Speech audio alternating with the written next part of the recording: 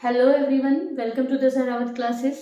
जैसे कि आप सभी जानते हैं, हम आपके लिए लेकर आते हैं बायोलॉजी लेक्चर्स, जिसमें हम कोशिश करते हैं कि बायोलॉजी की स्टडी को आपकी आसान से आसान बनाया जा सके। प्रीवियस वीडियो में हमने स्टार्ट किया था chapter breathing and exchange of gases, और उस चैप्टर से टॉपिक है हमारा ह्यूमन रेस्पिरेटरी सिस्टम। और हमारी ये biology classes 11th-12th bio students, NEET preparation करने वाले स्टूडेंट्स, या फिर जो बच्चा टीजीटी पीजीटी की प्रिपरेशन कर रहा है, बायोलॉजी सब्जेक्ट है, या फिर कोई और कॉम्पिटिटिव एग्जाम जिसमें बायो पूछी जाती है, उन सबके लिए हेल्पफुल रहेंगी। So human respiratory system starts from nostrils, two openings, these two openings are known as nostrils. After that there is a passage, एक रास्ता है जिसके थ्रू एयर जाएगी लंग्स में हमारे, उसको बोलते हैं नेजल पैसेज, जो कि एक सेप्टम से, बीच में एक दीवार है जो उसको दो पार्ट में डिवाइड कर रही है। इसके बाद एक पैसेज आता है जिसको बोलते हैं क्या, फेरिंक्स। इन सब के बारे में हम पढ़ चुके। अब नेक्स्ट जो टॉपिक है, नेक्स्ट जो पार्ट है हमारे रेस्पिरेटरी सिस्टम का, दैट इज लैरिंक्स। यहां से स्टार्ट हुआ बच्चों, दो ओपनिंग है, फिर उसके बाद क्या है, नेजल पैसेज है, फिर एक कॉमन पैसेज है। एक रास्ता, एक ऑर्गन, एक पार्ट ऐसा होता है एक जगह जहां पर दोनों चीज पास आउट होती है, जहां से दोनों क्या क्या, हमारा एयर भी और फूड भी। यहाँ से क्या आएगी, एयर आएगी, और यहाँ से फूड आएगा, और दोनों एक पैसेज से पास होंगे, तो उसको बोलते हैं क्या, फेरिंक्स। फेरिंक्स के बाद बच्चों आता है लैरिंक्स। यहाँ एक बॉक्स लाइक स्ट्रक्चर है जिसको बोलते हैं लैरिंक्स और वॉइस बॉक्स, लैरिंक्स और साउंड बॉक्स या फिर वॉइस बॉक्स। लैरिंक्स या साउंड बॉक्स या वॉइस बॉक्स जो है ये कार्टिलेजिनस स्ट्रक्चर है। यहाँ आप अपने थ्रोट में जो ये एक टाइट टाइट से स्ट्रक्चर फील करते हैं, ये स्ट्रक्चर क्या है, लैरिंक्स है या वॉइस बॉक्स है या फिर साउंड बॉक्स जिसको कहेंगे। नाम से आपको समझ में आ रहा होगा, फंक्शन क्या है इसका, साउंड प्रोडक्शन, साउंड प्रोड्यूस करना। और एक कार्टिलेजिनस ऑर्गन है। कार्टिलेजिनस का मतलब क्या, आप जानते हो हमारी बॉडी में कनेक्टिव टिश्यू होते हैं, और कनेक्टिव टिश्यू में जैसे कि हमारी बोन है, हमारा ब्लड है, और कार्टिलेज भी एक क्या है, कनेक्टिव टिश्यू है, एक सॉफ्ट टिश्यू होता है जिसका मैट्रिक्स सॉफ्ट होता है। कार्टिलेज हमारी बॉडी में बहुत सारे पार्ट्स में है। तो ऐसे ही जैसे कि हमारे यहाँ नाक की टिप में कार्टिलेज है, जो हमारे सॉफ्ट फोल्डेबल ऑर्गन्स है जिनको हम आसानी से फोल्ड कर सकते हैं। जैसे यहाँ ईयर में हमारी जो वर्टिब्रल कॉलम है, बैकबोन है, इसके बीच में सारे बोन्स के बीच बीच में कार्टिलेज है। तो ये भी कार्टिलेज का बना हुआ, और कितने कार्टिलेज, 9 कार्टिलेजेस। 9 कार्टिलेज से बना हुआ एक ऑर्गन है जिसको क्या बोलते हैं, लैरिंक्स बोलते हैं। इसका काम साउंड प्रोडक्शन हो गया। साउंड प्रोडक्शन के लिए इसके पास क्या है बच्चों, दो जोड़ी फोल्ड होते हैं म्यूकस मेम्ब्रेन के, दो जोड़ी क्या है, फोल्ड है म्यूकस मेम्ब्रेन के, जिनको बोलते हैं क्या, वोकल कॉर्ड्स। ये क्या है, वोकल कॉर्ड्स। और जब एयर जाती है इसके थ्रू, तो इन वोकल कॉर्ड्स में क्या होती है, वाइब्रेशन होती है, और उस वाइब्रेशन से साउंड प्रोड्यूस होती है। फिर उस साउंड से स्पीच बनाने का काम हमारी टंग, हमारी टीथ और हमारे चीक्स करते हैं, जिससे स्पीच बनती है। आप जो कुछ बोलते हो वो वर्ड्स बनते हैं। हर में आपसे कहीं पूछी जा सकती है बच्चों, सिरिंग्स, वॉइस बॉक्स को ही बर्ड्स में क्या बोलते हैं, सिरिंग्स बोलते हैं। बर्ड्स में जो वॉइस बॉक्स है उसके लिए क्या टर्म यूज होती है, सिरिंग्स यूज होती है। इसके बाद जो वॉइस बॉक्स है लैरिंक्स, इसमें जो ये वोकल कॉर्ड हैं, वुमेन में और चिल्ड्रन में ये कैसे होते हैं, शॉर्ट होते हैं। और वुमेन और चिल्ड्रन की साउंड कैसी होती है, हाई पिच होती है। हाई पिच का मतलब क्या है बच्चों, फिजिक्स में आपने पढ़ा होगा, पिच से किससे रिलेटेड है, फ्रीक्वेंसी से। जिस साउंड की जितनी ज्यादा फ्रीक्वेंसी होगी, यानी पतली आवाज होती है ना लड़कियों की और बच्चों की, औरतों की, और मैन में क्या होता है, ये वोकल कॉर्ड कैसी होती है, थोड़ी बड़ी होती है, और उनकी साउंड लो पिच होती है, यानी कि कम फ्रीक्वेंसी वाली साउंड होती है। लैरिंक्स की बात चले बच्चों आगे, तो लैरिंक्स के बाद एक पाइप लाइक स्ट्रक्चर आपको दिखाई दे रही है। ये पाइप लाइक स्ट्रक्चर क्या कहलाती है, ट्रैकिया। ये हमारा ट्रैकिया या फिर विंड पाइप। एयर का पैसेज यहां से नोस्ट्रल्स, फिर नेजल पैसेज, फिर उसके बाद फेरिंक्स। फेरिंक्स से एक पाइप लाइक स्ट्रक्चर है जो हमारी थोरेसिक कैविटी में प्रेजेंट है, थोरेसिक कैविटी के मिड में, बीचों बीच, और ये इसको क्या बोलते हैं, ट्रैकिया बोलते हैं। थोरेसिक कैविटी क्या है बच्चों, हमने आपको बताया ये पूरे हमारे लिम्स को छोड़कर, लिम्स मतलब हाथ पैर को छोड़कर, ये जो बॉडी का पोर्शन है पूरा, इस पोर्शन में एक कैविटी है, कैविटी जिसको सीलोम कहते हैं, और वो सीलोम दो पार्ट में डिवाइड है। हमारा यहाँ से लेकर और चेस्ट वाला जो ये पूरा पोर्शन है, इस कैविटी को तो क्या बोलते हैं, थोरेसिक कैविटी, यानी चेस्ट वाला जो पोर्शन है। फिर चेस्ट से नीचे चलो और जहाँ से हमारे लिम्स, हैंड लिम्स यानी पैर स्टार्ट होता है, वहां तक का जो पोर्शन है पूरा, उसको कहते हैं एब्डोमेन या एब्डोमिनल कैविटी। बहुत सारे ऑर्गन्स एब्डोमिनल कैविटी में हो, बहुत सारे ऑर्गन्स हमारे थोरेसिक कैविटी में है। तो इस कैविटी में हमारे लंग्स और हमारा रेस्पिरेटरी सिस्टम प्रेजेंट है, वहीं ये ट्रैकिया बीच तक जाती है उसके थोरेसिक कैविटी के। ये जो विंड पाइप है लगभग 10 सेंटीमीटर लॉन्ग होती है और इसका डायमीटर 2.5 सेंटीमीटर होता है। लेंथ अबाउट कितनी है, 10 सेंटीमीटर, और डायमीटर कितना है, 2.5 सेंटीमीटर। अब ये ट्रेकिया जो है बच्चों, हमने आप अभी बना के दिखाते हैं, छोड़ा हुआ था जी, एक C shaped dorsally incomplete cartilaginous rings से कवर होता है।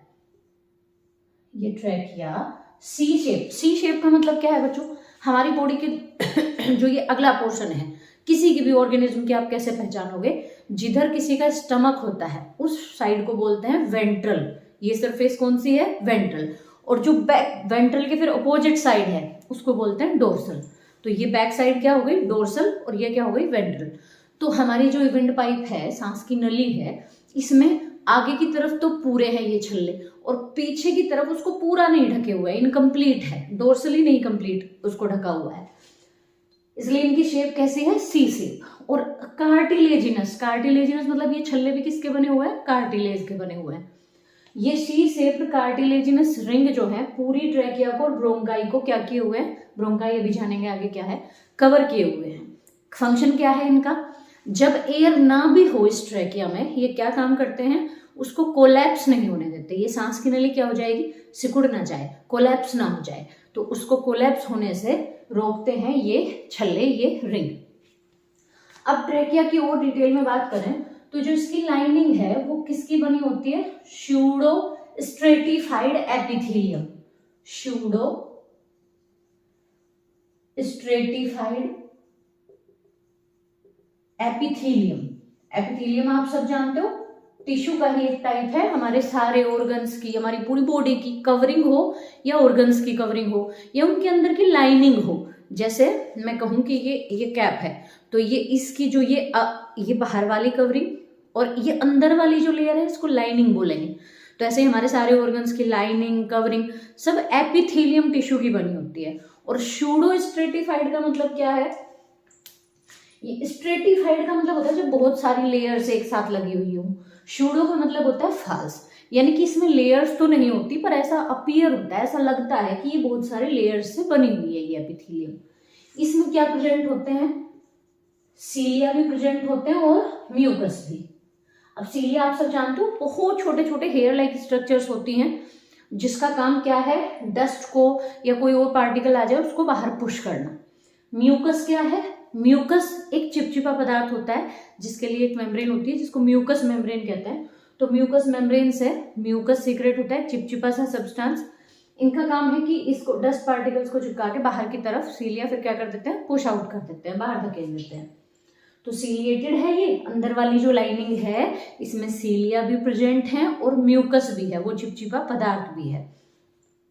ये बात हुई किसकी, ट्रैकिया की। अब आप चलो ट्रैकिया के आगे, आप देख रहे हो एक पॉइंट पर आकर ट्रैकिया दो ब्रांच में डिवाइड है।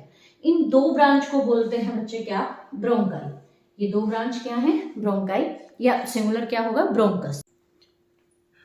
अब ये ट्रैकिया यानी कि ये विंड पाइप यहाँ आके बाइफर्केट्स हो गई, यानी कि दो ब्रांचेस में डिवाइड हो गई, जिसमें से आप देख रहे हो राइट वाली जो ब्रांच है वो थोड़ी छोटी है और चौड़ी होती है, और लेफ्ट वाली जो है ये थोड़ी कैसी है, नैरो है और थोड़ी लॉन्ग है। इससे ये जो ब्रोंकाई वाला डिवीजन है, ट्रैकिया दो ब्रांच में डिवाइड है, ये किस पोजीशन पर होती है, कहीं आपसे पूछा जा सकता है। Fifth thoracic vertebra, fifth thoracic vertebra.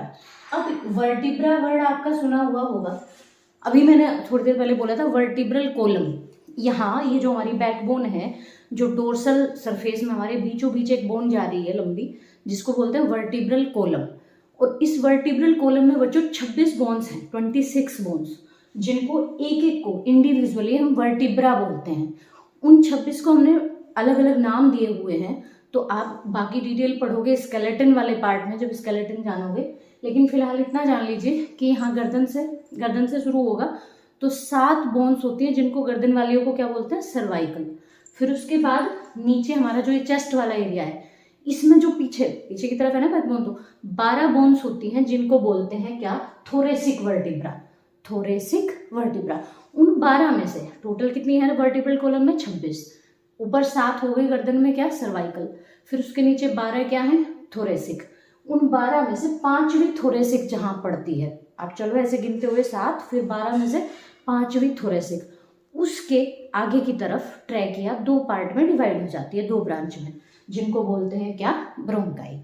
और ये ब्रोंकाई भी हम आपको बताते चलें किससे सराउंडेड है, सी शेप्ड कार्टिलेजिनस रिंग से। अब फर्दर फिर इसमें डिवीजन होगा और ब्रोंकाई डिवाइड हो जाएगी किसमें, ब्रोंक्यूल्स में। Bronchi will be divided into bronchioles. आप देख रहे हो इस लाइन में हमने आपको दिखाया हुआ है कि ये ब्रांच में 2 ब्रांच में बढ़ गई, फिर और फर्दर ब्रांचेस में वो डिवाइड हो गई। इन ब्रांचेस को बोलते हैं क्या, bronchioles. Primary bronchioles, secondary bronchioles, tertiary bronchioles, ऐसे डिवीजन हो जाएगा किसके अंदर, लंग्स के अंदर।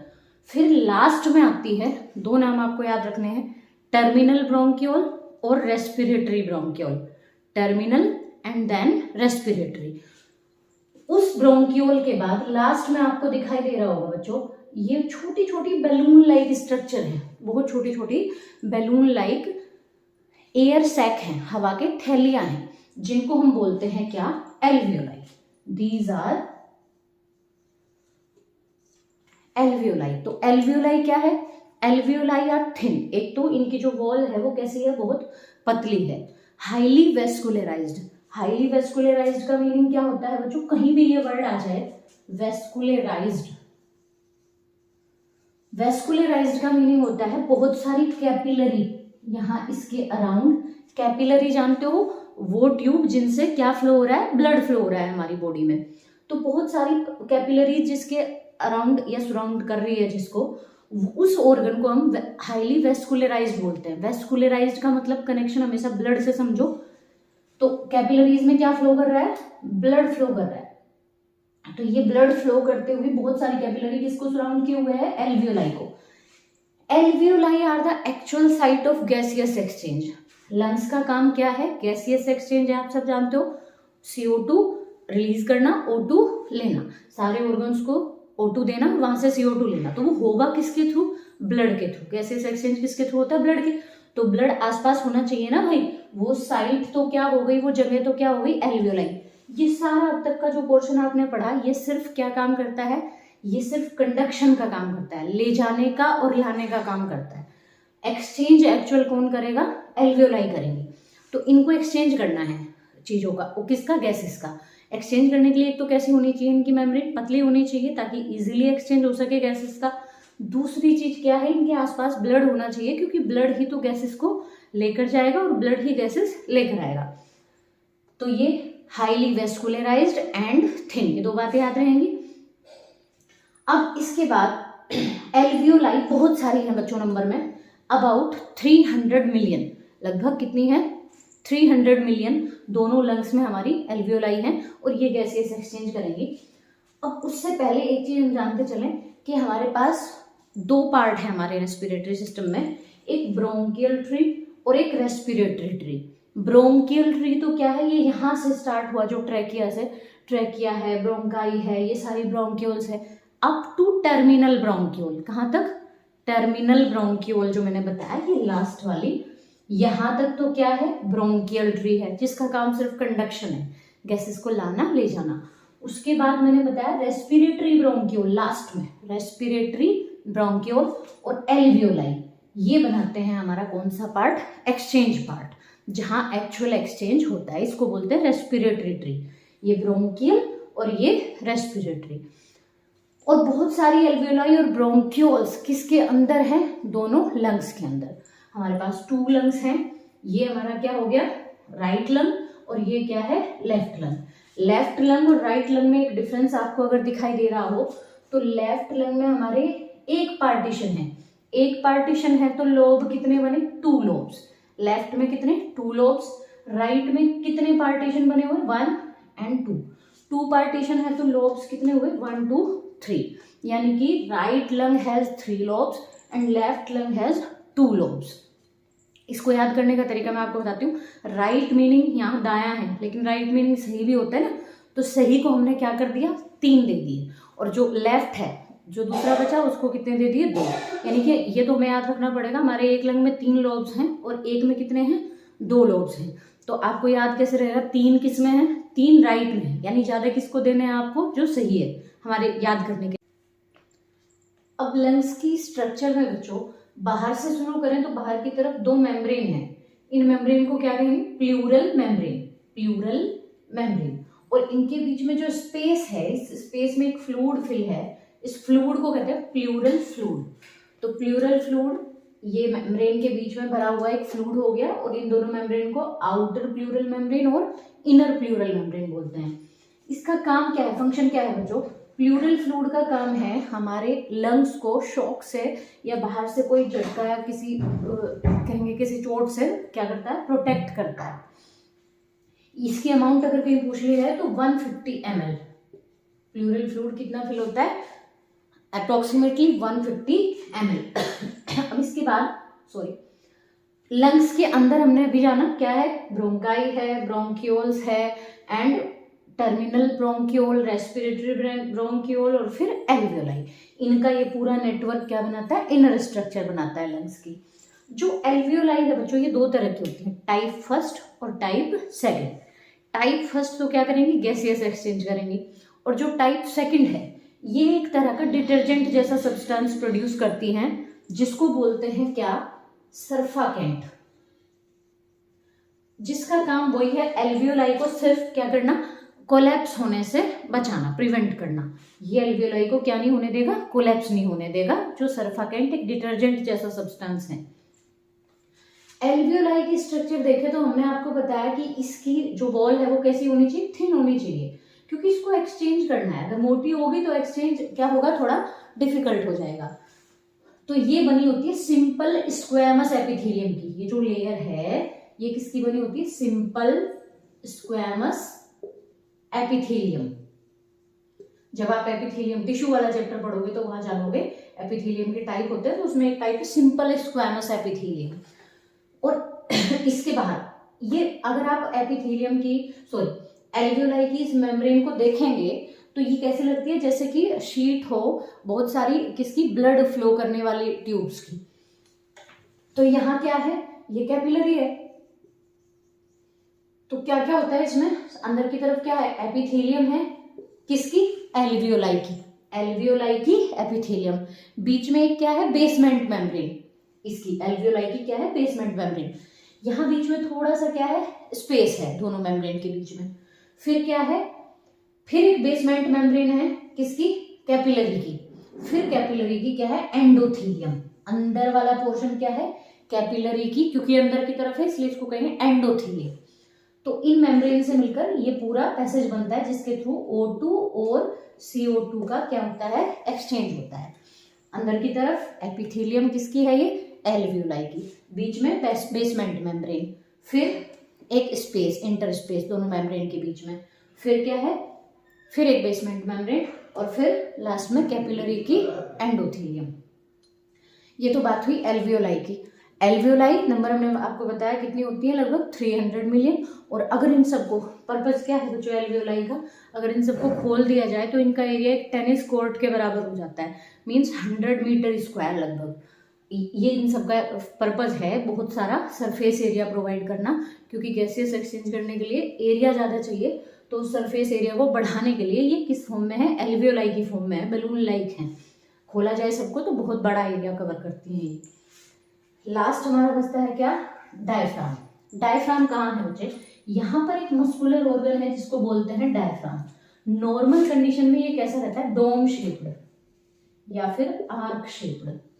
ये डोम या आर्क शेप जो डायफ्राम है, एक मस्कुलर ऑर्गन है, इसका क्या रोल है बच्चों, इसमें एक तो रेडियल मसल्स होती हैं बाहर की तरफ, आउटर किससे बना हुआ है, रेडियल मसल्स से, रेडियल मसल्स, और इनर किससे बना हुआ है, सेंट्रल टेंडन, बीच में क्या है, सेंट्रल टेंडन। टेंडन आपने पढ़ा होगा कहीं, मसल्स को जोड़ने के लिए यूज होता है आपस में, टेंडन एक टिश्यू है, तो बीच में सेंट्रल टेंडन हो गया, साइड में रेडियल मसल्स हो गई।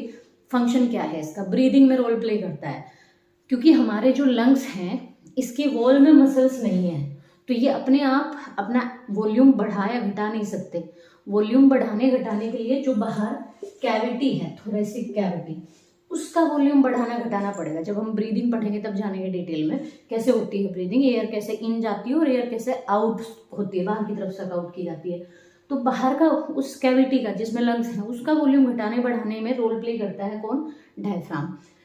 डायफ्राम नॉर्मली कैसा है, डोम शेप्ड। जब इसको वॉल्यूम बढ़ाना होता है, हमें एयर अंदर लेनी होती है, तो ये कैसा हो जाता है, फ्लैट हो जाता है, इसकी मसल्स कॉन्ट्रैक्ट होती है, सिकुड़ती हैं, और ये कैसा हो जाता है, चपटा, और वॉल्यूम क्या होता है, कैविटी का बढ़ जाता है, और लंग्स का भी वॉल्यूम बढ़ता है, तो एयर अंदर चली जाती है। इसका ये रोल है। एक वर्ड और आप याद रखोगे, फ्रेनिक। जहां कहीं फ्रेनिक वर्ड आ जाए समझ जाओ ये किससे कनेक्टेड है, डायफ्राम से। फ्रेनिक वर्ड किसके लिए यूज होता है, डायफ्राम से। सो human respiratory system topic complete हुआ। अगर आपको टॉपिक समझ आया, क्लियर हुआ कॉन्सेप्ट, तो वीडियो को लाइक करें, शेयर करें और चैनल को सब्सक्राइब करें। Thank you.